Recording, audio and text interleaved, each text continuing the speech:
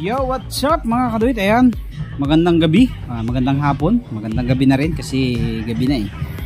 So update lang tayo sa ating mga unit na finished product na natin ngayong linggong ito. Ayan, dahil napending tayo last 2 weeks pala, dahil may mga pinuntahan tayo at may mga ginawa tayo kaya hindi tayo nakapag-output. So ngayon mayroon ulit tayong output. Ang output natin ngayon ay dalawang lighten type at 3 slim type na walang screen. Ayan, yan na po. So ready to ship out na po yan lahat.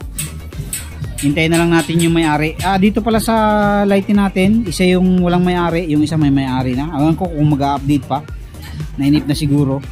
Tapos dito sa ating slim type, itong dalawang may stove frame may may-ari na po niyan. And then yung isa na yan wala pang may-ari.